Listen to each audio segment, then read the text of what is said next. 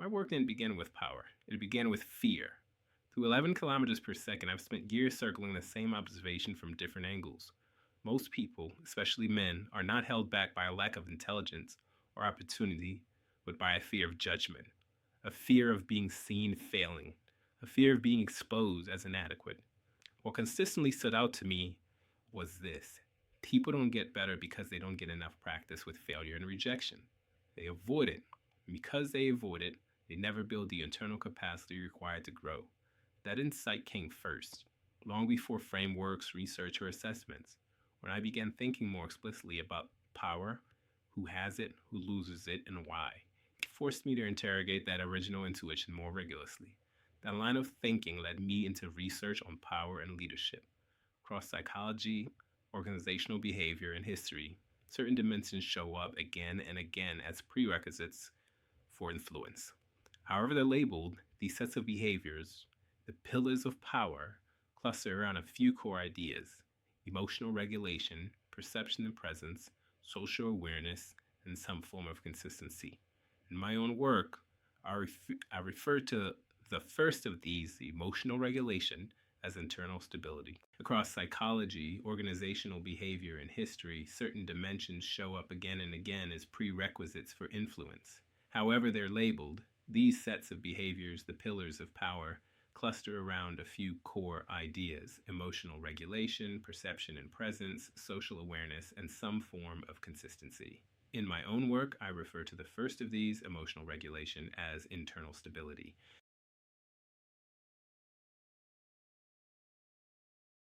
At first glance, that research suggested a broad agenda: teach men better relational skills, improve emotional intelligence, help them manage perception.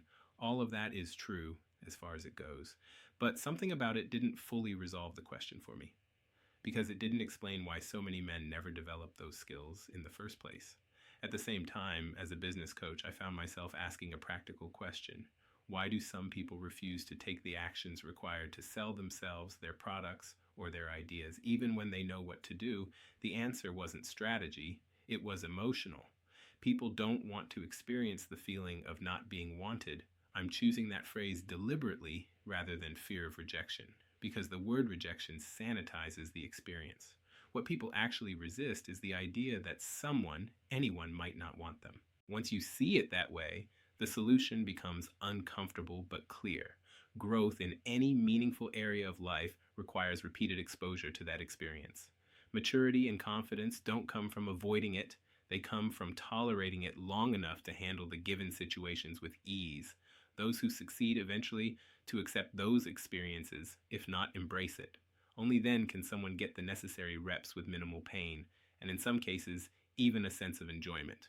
This capacity to remain intact while experiencing the possibility of not being wanted is what I mean by internal stability.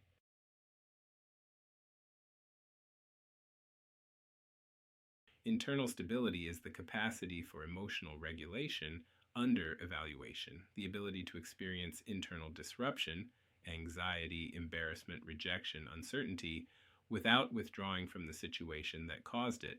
Without that capacity, the other pillars are inaccessible. You can't learn social calibration if discomfort makes you leave. You can't manage perception if evaluation feels threatening. You can't build influence if every misstep feels like a judgment on who you are. This is where men, especially, are undertrained. Many men regulate stress by retreating into tasks. When things feel uncertain, they get busy. When judgment looms, they focus on execution.